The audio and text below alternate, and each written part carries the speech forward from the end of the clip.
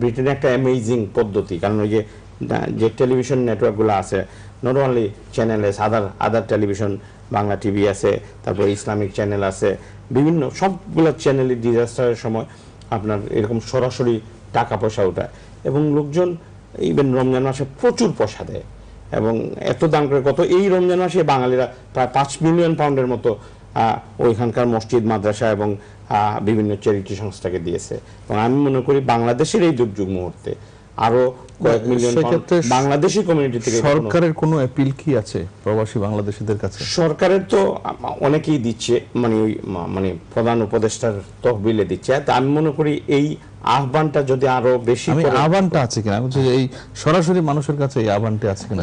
সরাসরি তেমন ভাবে নাই, যা আহ্বানটা আসলে একটি সংবাদ বিজ্ঞপ্তির মধ্যে সীমাবদ্ধ রয়েছে। এটা প্রোঅ্যাক্টিভলি করতে হবে, এটা আরো ইফেক্টিভলি আরো প্রয়োগ করবার জন্য আসলে মিডিয়াগুলোর হেল্প নেওয়া যেতে পারে। যেমন নাহাস ভাই যে প্রস্তাবটি দিয়েছেন, যদি সরকারের উদ্যোগ নেয় যে বিনা ভাড়ায় এনে দেবে, আমরা টেলিভিশন চ্যানেলগুলো সহযোগিতা করতে পারি, এটা অ্যাপিল করতে পারি যে এখানেও একটা আমার হয় বাংলাদেশ দূতাবাস একটা বড় রোল প্লে করতে পারে।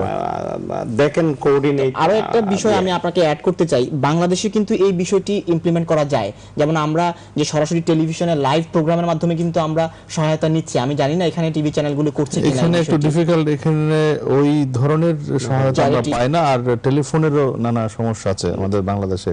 তবে আমরা আশা করব যে হয়তো আপনাদের উদ্যোগটি নিচ্ছেন সেটি আরো সফল হবে। সুপ্রিয় দর্শক, আমরা শুনছিলাম দুজন প্রবাসী সাংবাদিকের চোখে তারা কিভাবে দেখে এসেছেন, তারা সরজমিনে উপদ্রুত এলাকায় গিয়ে যে অভিজ্ঞতা তুলে ধরলেন। আমরা কয়েকটি সুনির্দিষ্ট সুপারিশ আছে, আশা করব যে সেই সুপারিশগুলো বাস্তবায়িত হবে। আমরা জানি প্রবাসীরা বাংলাদেশ নিয়ে উদ্বিগ্ন থাকেন এবং দেশের এই দুর্যোগে তারা এগিয়ে আসেন, এবং এই উদ্যোগের একটি সমন্বিত পদক্ষেপের মাধ্যমে আমরা মানুষের পাশে দাঁড়াতে পারবো সেই প্রত্যাশা করছি।